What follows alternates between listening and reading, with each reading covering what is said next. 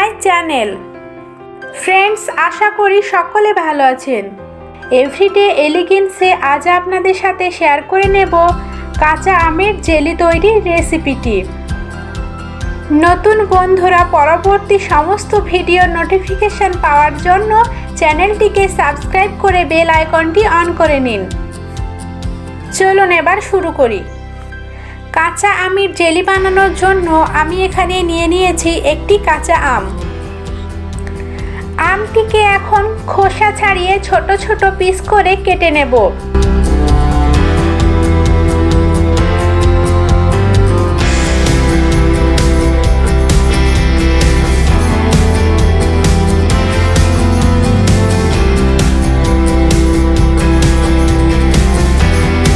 পিসগুলি ছোট ছোট করলে তাড়াতাড়ি ভালোভাবে সিদ্ধ হবে।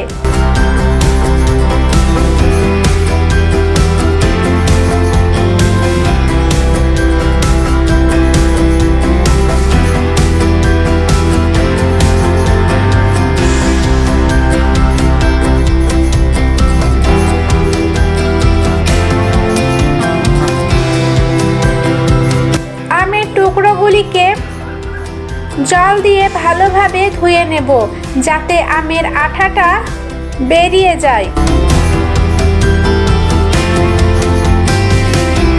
এবার গ্যাসের চুলাতে একটি পাত্র নিয়ে তার মধ্যে জল দিয়ে দেব। জল একটু গরম হলে ধুয়ে রাখা আমের টুকরোগুলি দিয়ে দেব। এবার পাত্রটিকে একটি ঢাকনা দিয়ে ঢেকে প্রায় 10 মিনিট ফুটতে দেব যাতে আমের টুকরোগুলি ভালোভাবে সিদ্ধ হয়।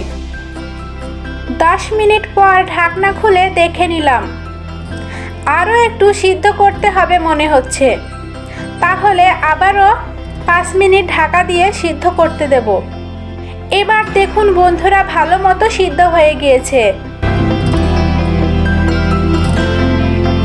গ্যাস বন্ধ করে দিয়েছি। এবার এটাকে ঠান্ডা হতে দেব। ঠান্ডা হয়ে গেলে একটি পাত্রের উপর শুকনো পরিষ্কার কাপড়ের মধ্যে সিদ্ধ আমের টুকরোগুলি জল সমেত ঢেলে নিচ্ছি।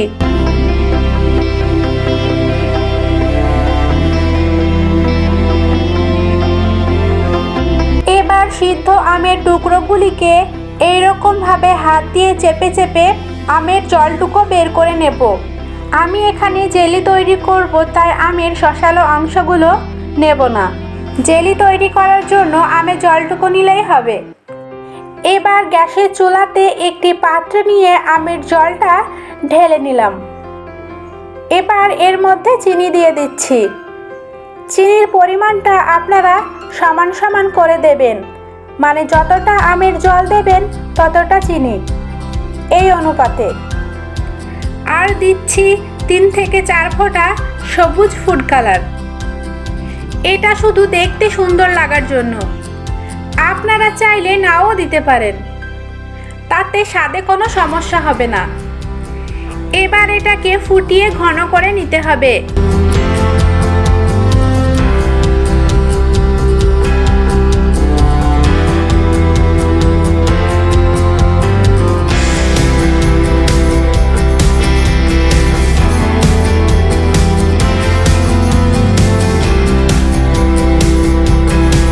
বেশ খানিকক্ষণ ফোটানোর পর আমি এটাকে হাত দিয়ে দেখে নেব একতারের মতন হচ্ছে কিনা।